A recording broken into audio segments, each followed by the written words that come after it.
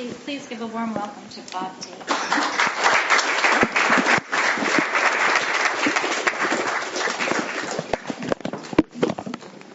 You do it quick here. I'm Bob Darrell, I'm an alcoholic.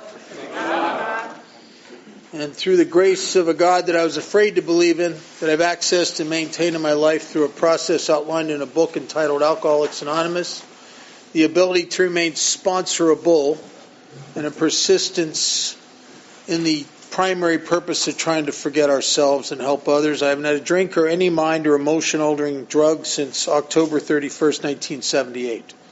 And that's my personal best, actually. I'm glad to be here in this. This is like feels like pioneer AA or something, you know. I'm just curious, who's here? How many people are in their first 30 days of absolute abstinence? Anybody?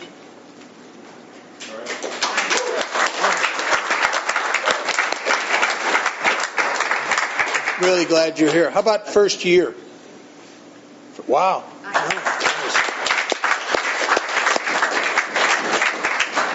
Anybody in their last 30 days kind of fed up with all of us? You know? No? All right. I'm supposed to talk a little bit about the history. And I can't really talk about the history of Alcoholics Anonymous without talking somewhat about the history of alcoholism that preceded AA. I have a book at home called The Slaying of the Dragon, and it's the account of failed treatments for alcoholism going back thousands of years. And I'll tell you, religion, medicine, psychiatry, families, governments have done a lot of stuff trying to fix us with very, very little success. Prior to 1935, most alcoholics would have to go on to the bitter end, slowly relapsing themselves to death, swearing intermittently they would never do that again, until they eventually just couldn't even take the ride anymore and they'd take their own life. And for a guy like me to be born with the sickness that I have into a time, a very, very small little window of time in history where there's something like Alcoholics Anonymous available to me is such an amazing thing. Because probably 99.99% of alcoholics throughout history have died of this disease. And here we are. Pretty amazing.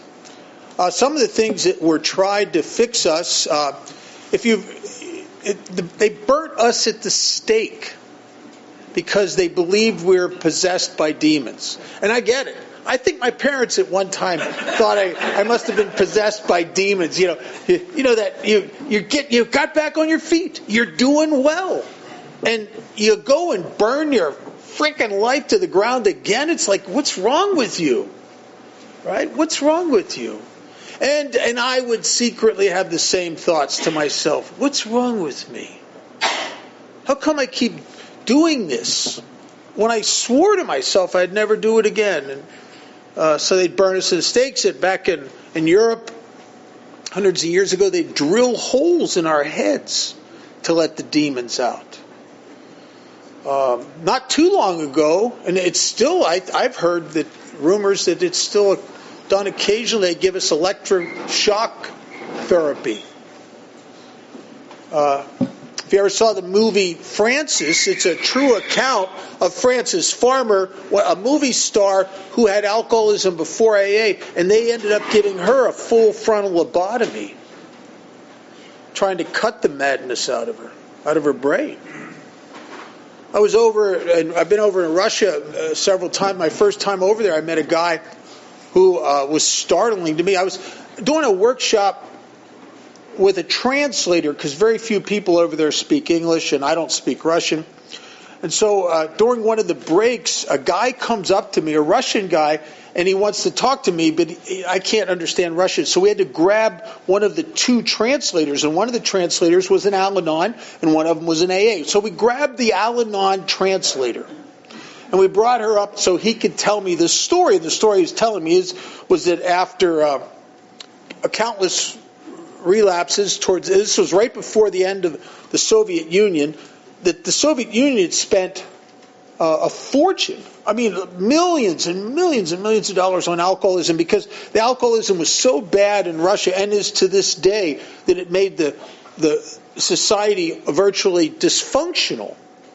And so one of their last-ditch efforts, he's telling me, was that their scientists would implant a chip into the muscle tissue in the middle of your back, and if you drank alcohol, the chip would detect the alcohol in your bloodstream and release a toxin which must have been like some kind of super antabuse. It wouldn't kill you. It wasn't supposed to kill you. I mean, I suppose it could if you were in bad shape, but it was just supposed to make you wish you were dead for a while. You know what I mean? One of those kind of deals. And as he's telling me the story through the Al-Anon translator, he turns around, he lifts his shirt tail up, and he shows us this horrible scar in the middle of his back. And he says that after a year of having the chip in there and no relief, no ease and comfort, a year of accelerated, restless, irritable, and discontent, he begged his best friend to take a kitchen knife and cut the chip out of him. Now, the Al-Anon translator was horrified by that story. Oh my God, how could anybody do that? I, on the other hand, was horrified that he waited a year. Right? Because I know what it's like to just not drink because of a disease called alcoholism that drives guys like me so insane that I forget that I was sobbing as they were checking me into detox, swearing to myself and meaning it that I'll never touch that stuff again. I forget that. And it's funny, if you have the mind of a chronic alcoholic, you will forget what you should remember, and you will remember what you should forget. You'll remember what that second grade teacher did to you, but you'll forget that alcoholism's killing you. And so they did stuff like that, and nothing really worked much. There was the Washingtonians, which I've kind of become a student of them. I got a big book on them. That's kind of a rare book. You don't see, there's only a few copies in existence, and about the Washingtonians, and they were very much like us in some ways. And they were founded in the the 1840s by a bunch of drunkards who couldn't stay sober, who had done the pledges, who had sworn to themselves and their families. They had been in multiple sanitariums. They'd been sobered up in jails. And they got together in a bar in Baltimore, and they were having this discussion about, we've done everything. I just can't seem to quit. Here we are drinking again. What's wrong with us? And how they started discussing all the people that tried to help them. And they realized, as they were talking amongst themselves, that these well-intentioned, kind, altruistic people that were trying to help them really didn't understand them. Not really. And yet, they understood each other. And they came up with a novel idea that these people can't help us to stay sober, but maybe we could help each other because of the commonality. We have this bond in our failure. We're bonded by our own demises and our own failures, and we understand each other. And so they formed this organization. They named it after the first president of the United States, so George Washington. They called themselves the Washingtonians. And in just 5 years, they grew to a couple 100,000 members. Unbelievable. When Alcoholics Anonymous was 5 years old, it didn't even have 1,000 members. And this was in the 1800s, before they had telephones, before they had mass transit, before they had all the things that are available to us in the 1930s and 40s. And then, because they had no structure,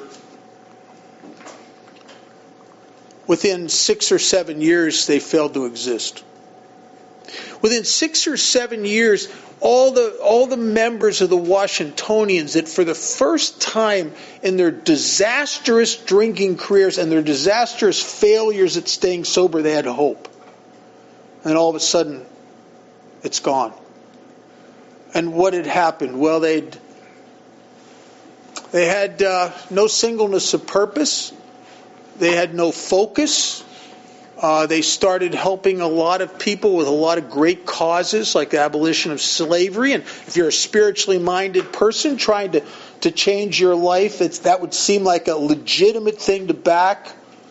They started backing the Temperance Movement, all kinds of things. And their focus that had been like Alcoholics Anonymous focus, like a laser on a common problem.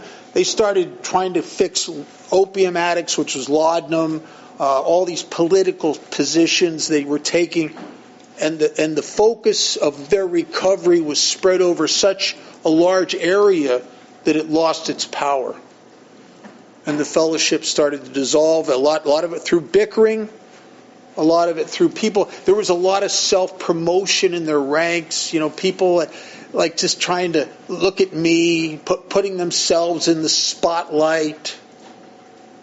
And they dissolved. They dissolved away. And in the 1940s, when Alcoholics Anonymous was in trouble, Bill Wilson learned from the experience of the Washingtonians. And that's another story about how he took that, and through meditation and a desire in his love for alcoholics and Alcoholics Anonymous, he put together the original 12 traditions, which is today known as the long form.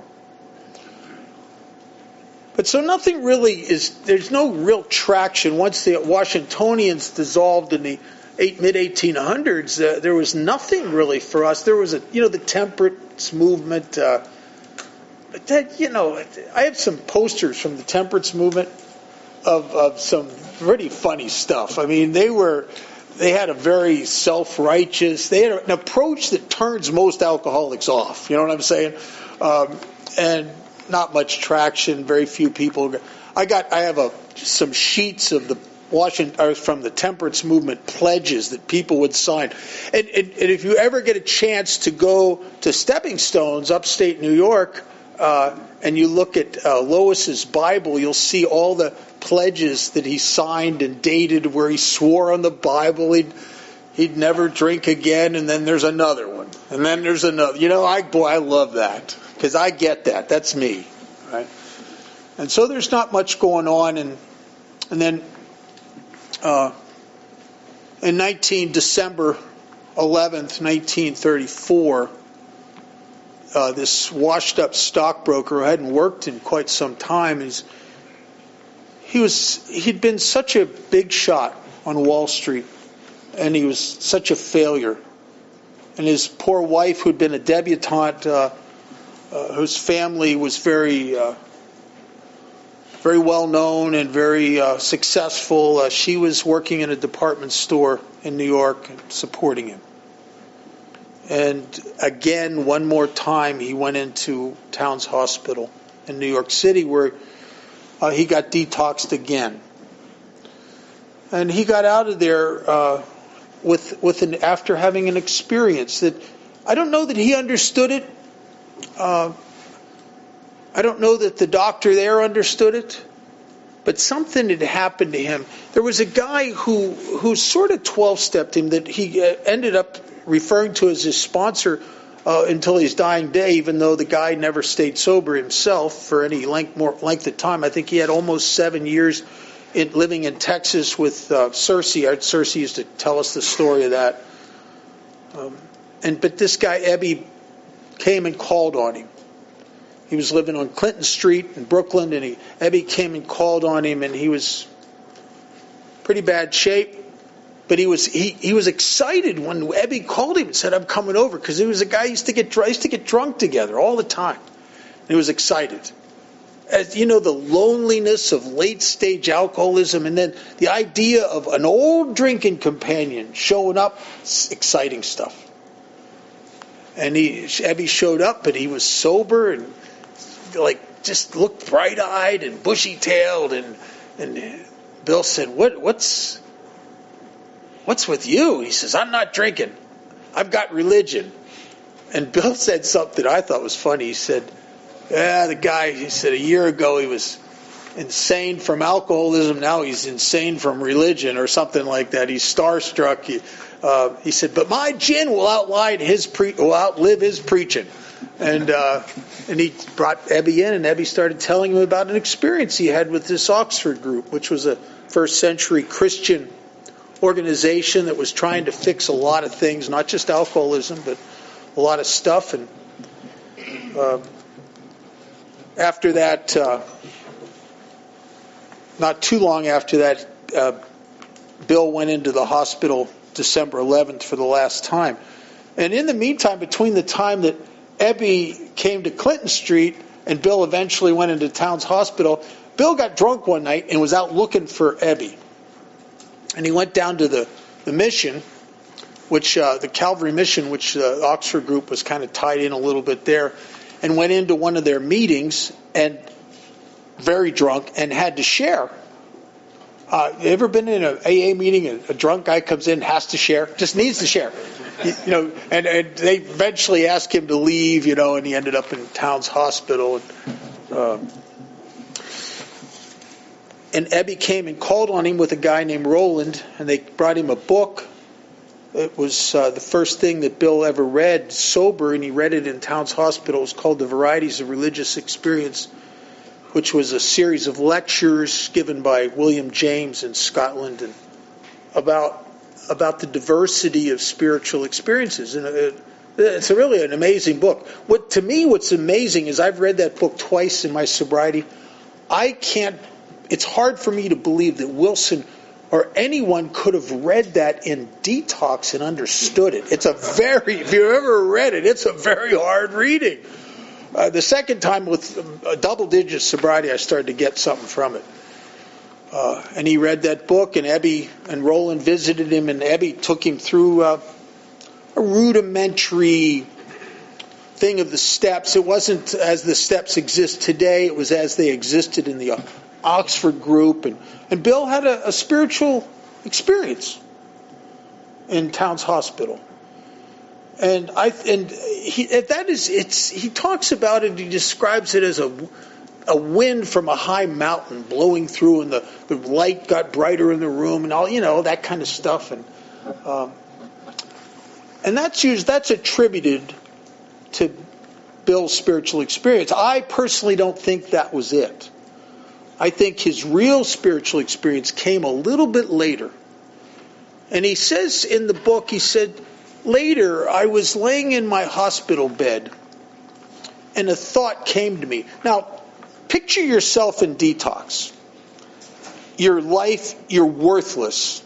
You've failed at everything you've ever done. Everywhere you look, you see problems. You got problems with your wife. You got money problems. You got problems with the government. You got problems everywhere you look. And he says, and I was laying in my hospital bed, and the thought came to me that maybe there might be thousands of alcoholics out there, maybe millions, that I could help. Now, how many of you had that thought come to you when you were in detox? I mean, no, truly. I mean, where in the midst of all your problems, how many of you sat there and go, I can't wait to get out of here because I want to help some people. I mean, it's a contrarian idea for a guy like me who's self-obsessed, self-centered, self-concerned, and extremely problematic. And yet the thought came to Bill, and thoughts come to alcoholics, but it was a thought that seemed to stick and have some traction, because from December 15th, 1934, Bill Wilson exited Towns Hospital for the last time.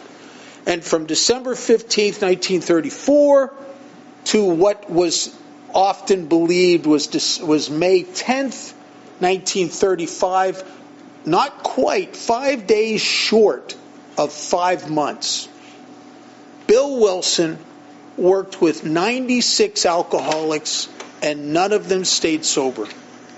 One of them committed suicide in their house on Clinton Street. He let him stay there, and the guy committed suicide.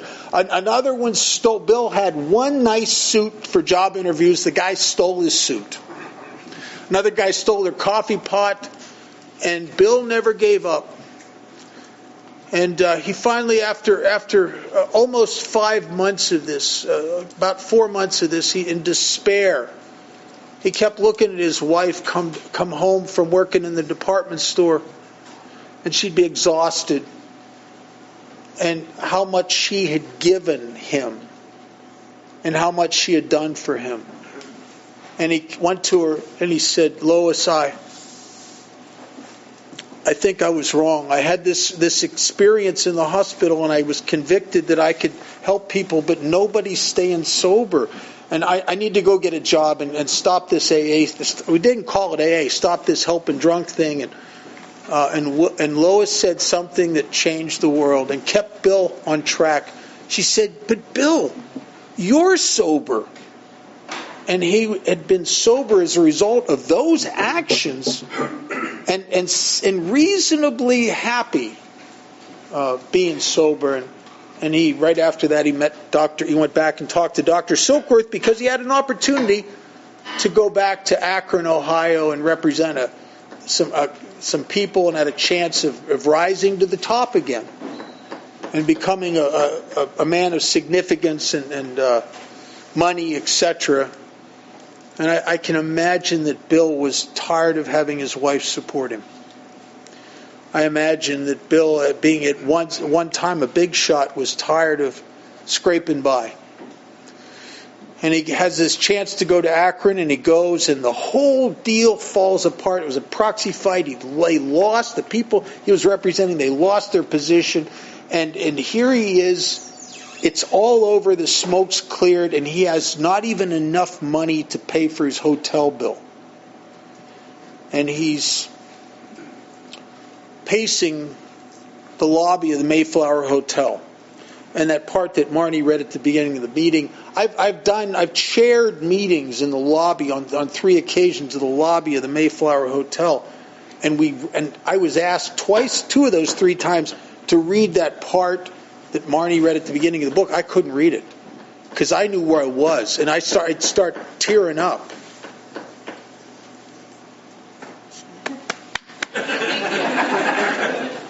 Am I having a heart attack? And it's amazing. And Wilson is a failure again, a failure. And he's pacing the lobby, and he doesn't know what to do. And there's a cocktail lounge in there. And it's something different, but there you could see where it was, and he hears the noise of alcoholics having fun, and against the backdrop of his own failure and loneliness, it must have been very seductive. Hearing the laughter roll out of that cocktail lounge across that hotel lobby.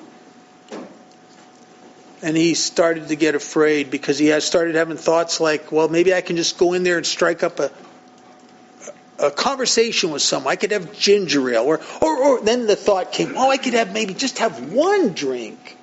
And the minute he thought that, he panicked. He thought, I'm in trouble. And he went to there's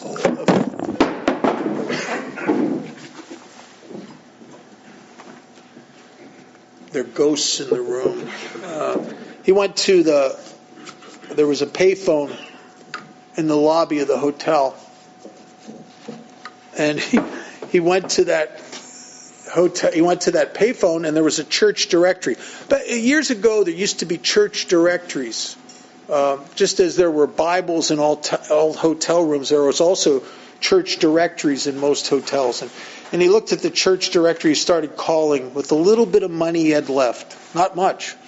He started calling people, talking to ministers. He got rejected, and people didn't have time for him, and they didn't answer. And he finally got to the 10th, I believe it was the 10th call, and he got this Reverend Tungst. And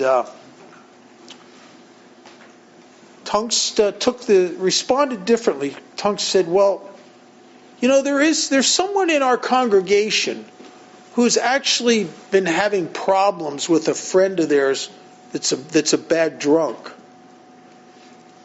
And I'll hook you up. And he, through some actions that they took, he had hooked up Bill Wilson with Henrietta Seiberling, which when he discovered who it was, it must have been difficult for him because the Seiberlings were tire magnets and he just lost a deal with the tire thing, and it must have been a little embarrassing to him to have to talk to Henrietta Seiberling. And Henrietta said, "I'll call you right back. I got this doctor he just admitted in an Oxford group meeting that he's a secret drinker." And she called him back and she said his wife said he'll see you, but he can't see you today because he's taking a nap under the dining room table. You got to like a guy like that. See, I'm a napper. I take naps sometimes, where you can't wake me up. I'm a napper. And Bob was so out of it, he was passed out underneath the dining room table. He screwed up Mother's Day, as he screwed up a lot of things. And the next day, his son, Smitty, drove him and Ann and his sister, adopted sister or step, I don't know, his sister, Sue, to the Seiberling Gatehouse to meet this Bill Wilson. And Smitty and I were good friends, Bob's son, and he stayed with me for a week in my house. And he sat, and there's a whole bunch of us in the living room packed in there, and he told us the story about how his dad did not want to go and have this guy talk to him about his drinking.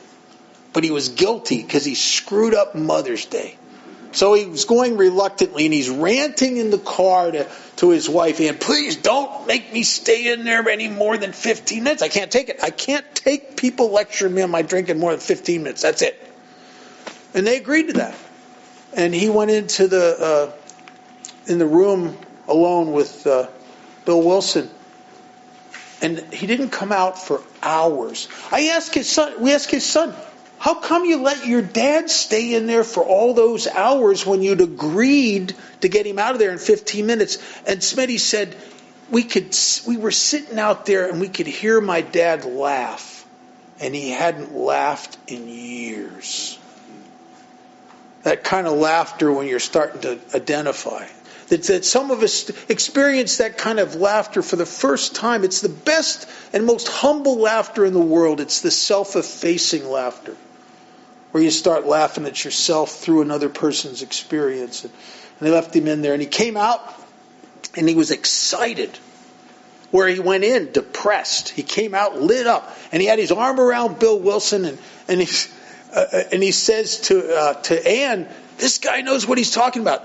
And he invited Bill to come to Ardmore Street and stay for a while. And since Bill didn't have enough to pay his hotel bill, I'm sure Bill thought, "Well, sure, I'd love to go there." Yeah. He went and stayed at the house on Ardmore Street for a while, and they started talking about spiritual stuff.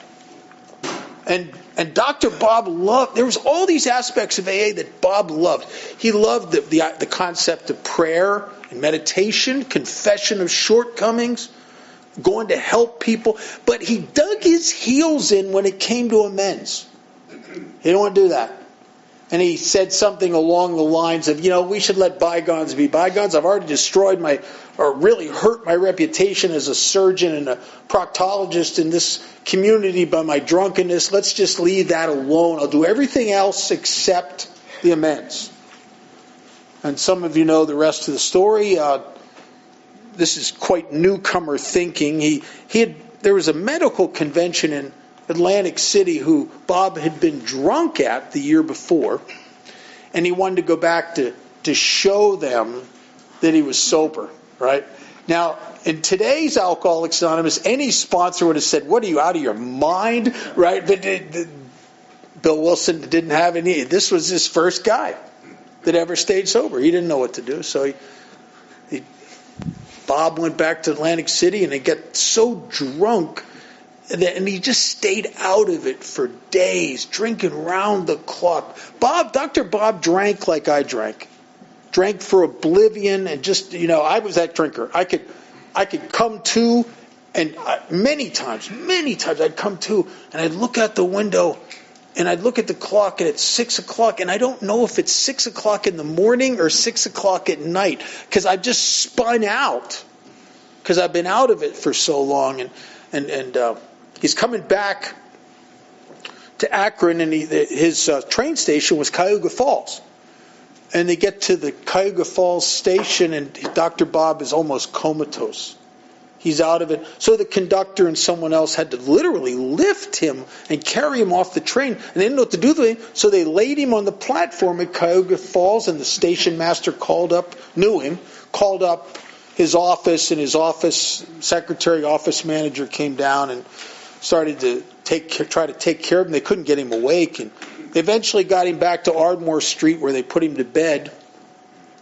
And he came to on what for years was believed to be June 10th, 1935. Now most of the historians are believing it was probably June 17th, 1935, because just not too long ago they found the records of when the medical convention was in Atlantic City, and the date he couldn't have been June 10th. So they're estimating it might have been June 17th, but regardless of whatever day it was, he came to early in the morning, sick, shaken, Bob would come to like I'd come to, just feel like I want to jump out of my skin, my nerves are shot, I get it. And he says, "What day is it?" And they tell him, and he goes, "Oh, no. I have to perform a surgery this morning, and I can't postpone it. It's already been postponed. I have to do this surgery." And he shook like this, and Bill didn't know what to do, and he's hell-bent. He has to go to the hospital. So Bill gave him a sedative and some beer and sent him into the surgery. Imagine being that patient, just laying there and watching your surgeon vibrate and smell like beer. It's just a big boost of confidence in your doctor.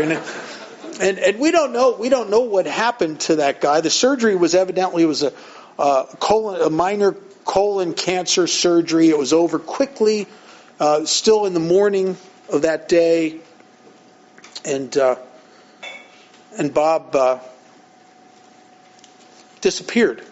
And nobody knows. It's odd that a friend of mine, Bill Pittman, who was an archivist he worked with Frank Mauser and several other historians, has searched the St. Thomas Hospital and the Akron City Hospital records trying to find more information about that patient. Because all it says in AA literature is he lived.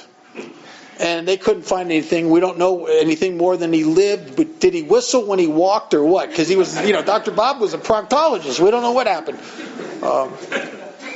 And so Bob disappears. And his son said that everybody was scared. Wilson was afraid that he was out drinking.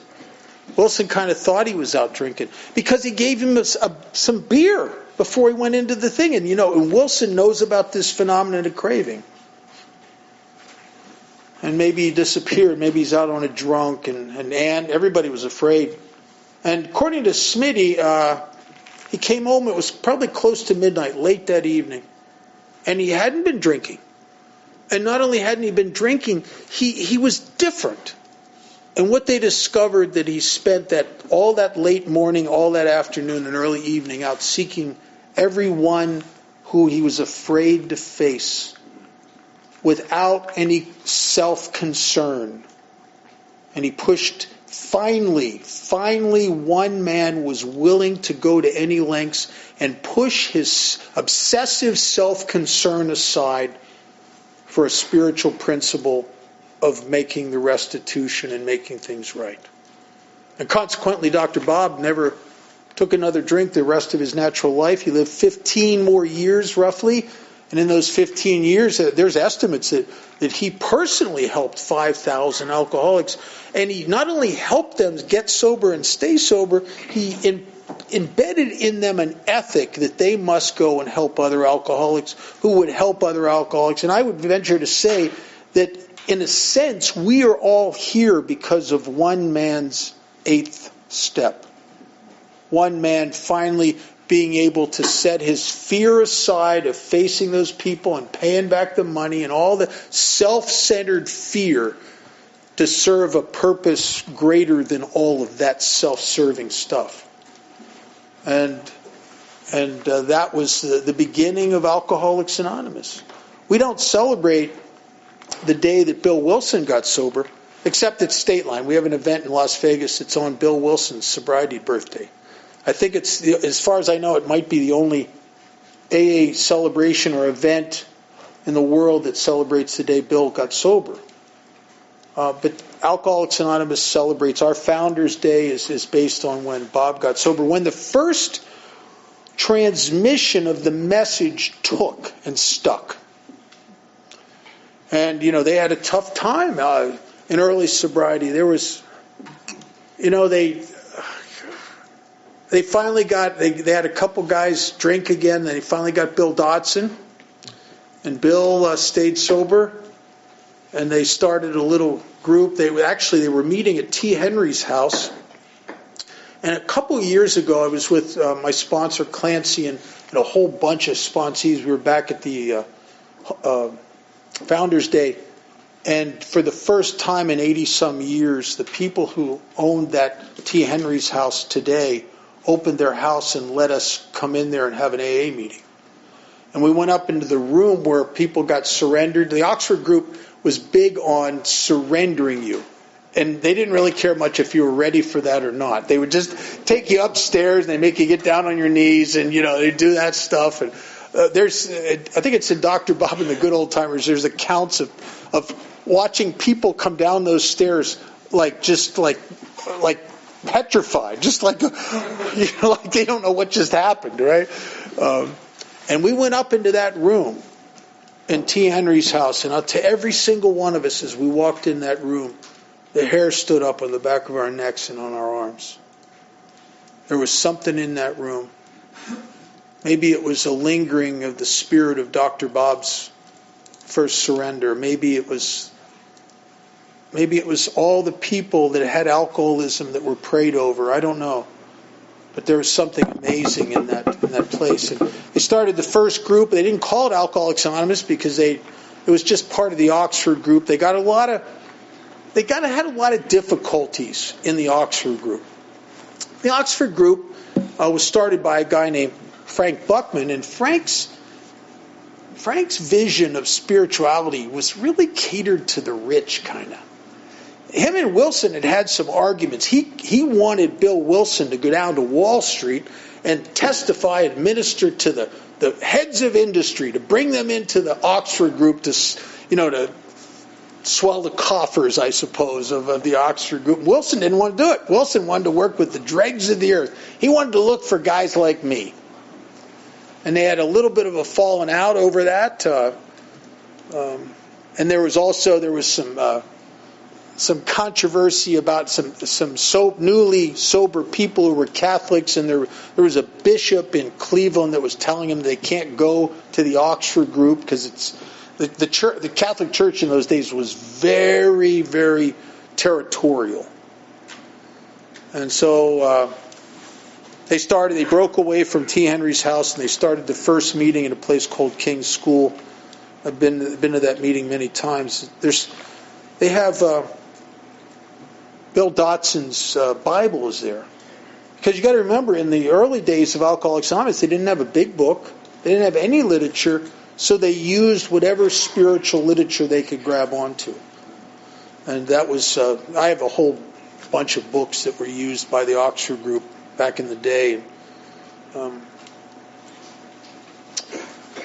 And then they eventually took the name Alcoholics Anonymous. And Alcoholics Anonymous had a lot of growing pains in its early years. And the growing pains were from growth more than anything else. The struggling years when they couldn't get much traction and membership grew very slowly, they seemed to be solid in who was there. And then a couple things happened. One is there was a baseball player in Cleveland who was interviewed by the Cleveland Plain Dealer. And that was a local newspaper in Cleveland, and they did a great article, and they broke his anonymity. There was no traditions. And they said his life was changed as a result of Alcoholics Anonymous. And the Cleveland group of Alcoholics Anonymous got inundated by hundreds and hundreds and hundreds of people. And it was an unbelievable experience for the Cleveland group. But they grew so fast that they were desperate, trying to get people solid.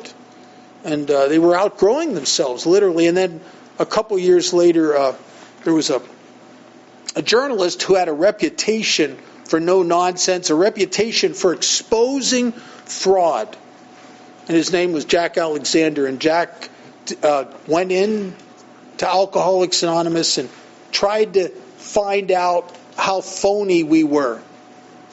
And to his amazement, I suppose, he discovered that we were exactly what we said we were. There was nobody making money here.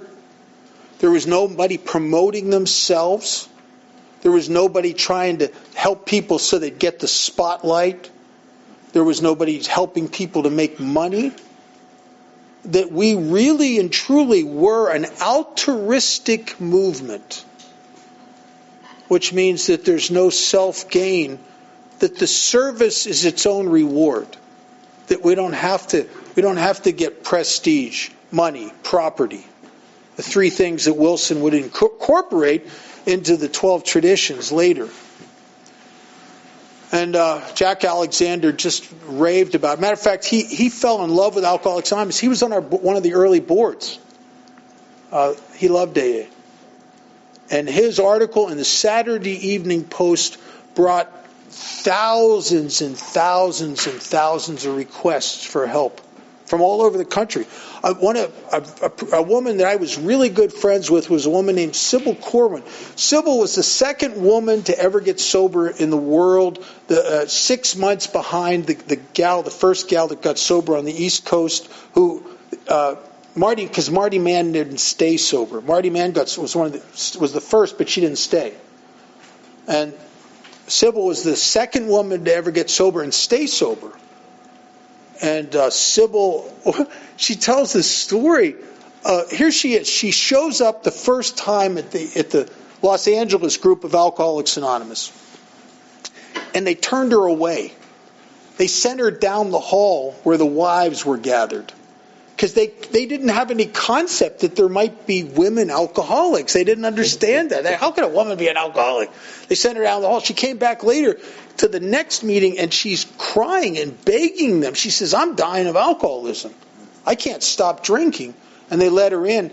And they gave her a stack of letters from women that they didn't know what to do with.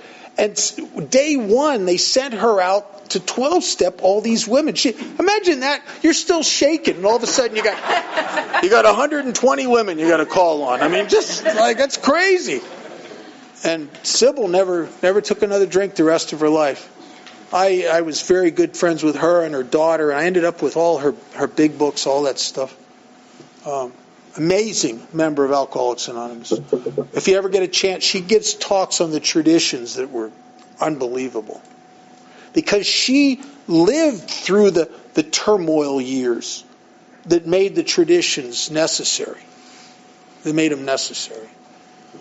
And so Alcoholics Anonymous is growing by leaps and bounds, and there's starting to be bickering. There's somebody down in Florida charging money for membership. There was a group, the executive committee of Alcoholics Anonymous in the greatest Los Angeles area met one day, and I have a copy of a letter they sent to a woman named Irma Livoni. They revoked her membership, and Irma died on the streets of Los Angeles. And they revoked her membership because she was flirtatious. Women, ladies, if they were doing that today, some of you'd be dead. Right? And some of the strongest members of Alcoholics Anonymous that I know today were that way when they first got sober. And then you start thinking outside the box of yourself.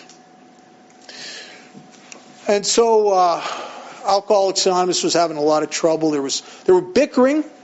There's still to this day in some of the old timers in Cleveland, an adamancy towards Bill Wilson's version. I was back 30 years ago. I was in Cleveland, and I going around with seeing some of the historical stuff with a guy who kept referring to Wilson as if he was the Antichrist. That the real sobriety, it was Akron, in Cleveland.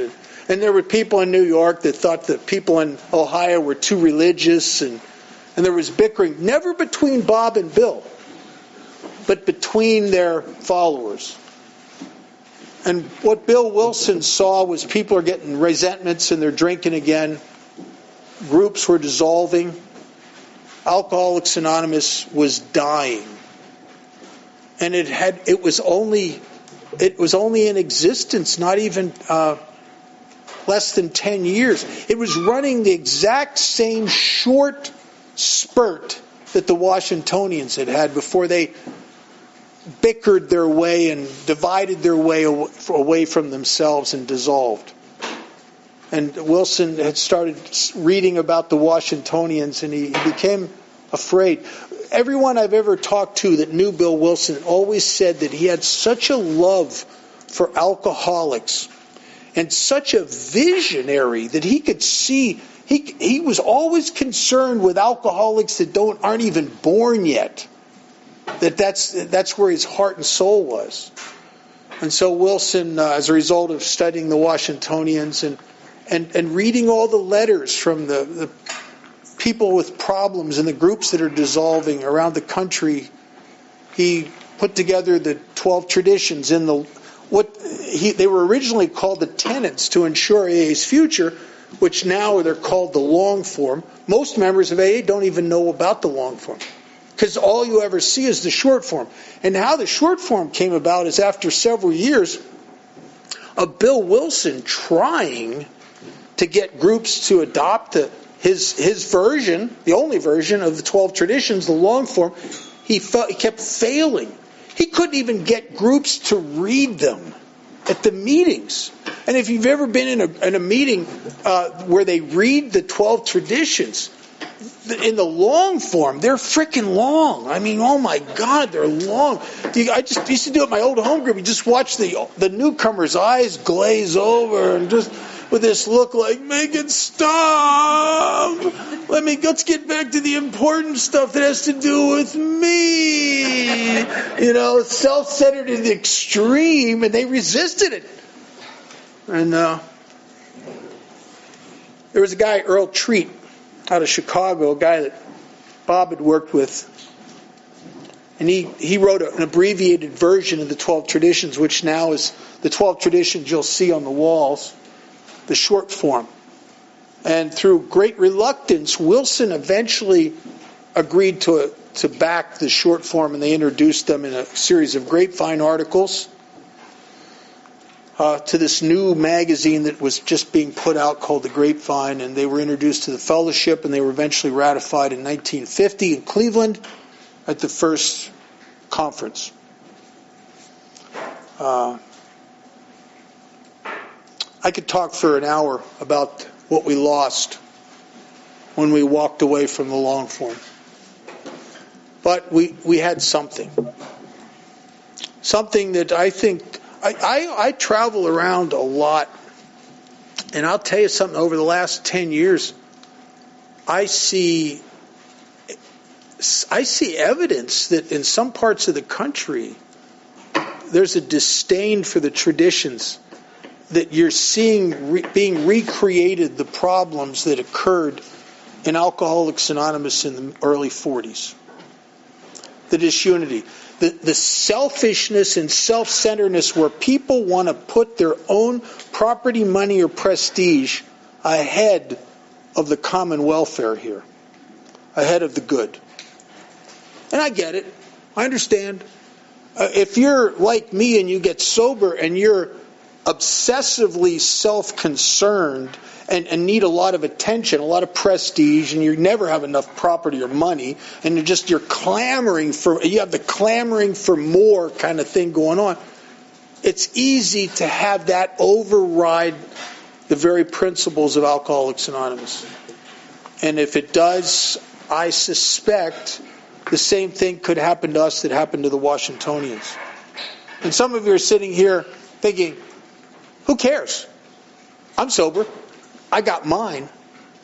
Well, you may have grandchildren who are going to stand on a bridge, as I did in 1978, and be in such despair and hopelessness they're going to try to take their own life.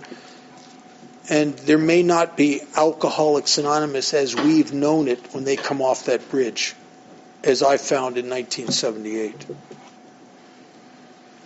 And we could go back to the years, the thousands and thousands of years on the planet where there was no help for us. Where Alcoholics Anonymous could become a professional organization where you pay for membership and you don't have a sponsor anymore because that's been ruled out because they don't have credentials. And that almost happened a couple years ago. There was a court case in Santa Clarita, California, where a guy and a girl met at this AA club. Not an old story, not a new story rather. And they got in a relationship, and they both had sponsors. And the guy got drunk, and he killed the girl. And it came out that he had been in prison for abuse of women. And the family sued Alcoholics Anonymous. They sued the meeting hall, and they sued each of the sponsors. And when that case was going on, I tell you, I was really afraid. And what I was afraid of is that a judge could make a ruling that no one has a right to sponsor people unless you have some kind of certification. And that would have destroyed us. And it was this close. This close. So I think we are here because of the grace of God, but the grace of God is sustained, as it is for me personally by the personal application of the actions in the 12 steps. And I think it is sustained in Alcoholics Anonymous by our willingness to put these principles before ourselves. Before ourselves. So we've been flat. If you track the history of how many people are in AA over the last 40, 50 years, you'll see a trend for years. It was like it was just up. Every year we were increasing our membership exponentially. And then about close to 10 years ago, I suppose, I'm not sure exactly, it started to flatten out. And now it's going down. Against a population that's increasing rapidly. It should be accelerating upward. But we had, I think it was in the early 2000s, we had estimated 2 million members. Now it's less than 1.7 million, according to a friend of mine from GSO. So there's something wrong here. And I think the answer is in the 12 traditions. And we might get a chance to talk about that a little bit this weekend. Maybe not. We've got a lot of topics here. The next one I'm excited to talk about. The main problem of the alcoholic centers in his mind. Oh yeah. And I'm excited to talk about that. And if you're new here, or even maybe you're not so new, maybe you're sober somewhere between 5 and 10 years, and you're just starting, because I think it takes some of us 10 years of service before we fall in love with Alcoholics Anonymous. And you will eventually fall in love with anything you serve. It's inevitable. Sometimes quickly, sometimes slowly, but it's inevitable. And you will stay in love with anything you serve. So maybe some of you are sitting here and you're sober 5 or 10 years. Or maybe longer, but you've only really served for a few years. And you're starting to fall in love with Alcoholics Anonymous in the way that we do, because you're sponsoring people and they become dear to you. Because these are men and women that sometimes you feel closer to than your own family. You know more about them than you know about your brothers and sisters. You struggle with them as they got their kids back. You struggled with them as they were so afraid to deal with their legal stuff. You struggled towards the light with them, and you fall in love with them. And as I started to fall in love with Alcoholics Anonymous, things like its history became important to me. It never did before. For over 10 years, it didn't seem like, that doesn't have anything to do with me. Me. And the same with traditions, until you fall in love with Alcoholics Anonymous. When you fall in love with AA, you want to know everything about it you can. And when you fall in love with Alcoholics Anonymous, you'll do anything. You'll push yourself aside. You'll sacrifice. You'll do whatever is necessary to keep this thing going, because you realize what we have here is something that may not be able to be duplicated again. Tell you a little story. It's not real well known. I got a piece of it from Gail LaCroix, and another piece of it from another person that's also a historian. That when the 12 Traditions were first published in the Grapevine, there was another magazine called The Grapevine. And it was the in-house newsletter for the Federal Bureau of Investigation. And one of the FBI agents saw one of our grapevines and was just kind of pissed. Alcoholics Anonymous was still stigmatized a lot. This bunch of degenerate sots have taken the name of the magazine of the most prestigious law enforcement agency in the world. This is an outrage. And they put a copy of it on J. Edgar Hoover's desk. Well, Hoover was quirky, but he was bright. And he looked at it and he thought, my God, this is the most, if you took away Alcoholics Anonymous and just looked at the principles, this is the most amazing set of principles for social engineering and unity that he'd ever seen. And he turned him over to a guy that was not, they had the same last name, but they weren't related. Herbert Hoover, who was involved with the putting together of the United Nations. And he took the words Alcoholics Anonymous out of it and presented them as principles to the committee that was putting together the bylaws for the United Nations. And they loved them.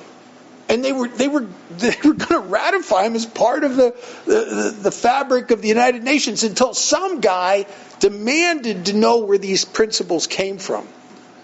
And they found out they came from Alcoholics Anonymous, and the stigmatism was so heavy they threw him out. We were this close.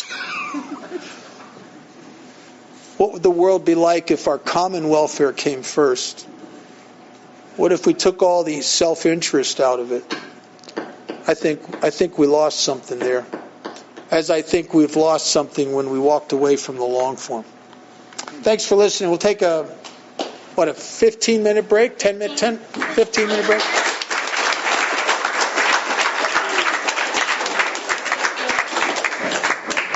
Take that, try to fix it. We'll try to figure it out, Bob. Thank you. Can I wrap it for 10 minutes? Can I wrap it for 10 minutes?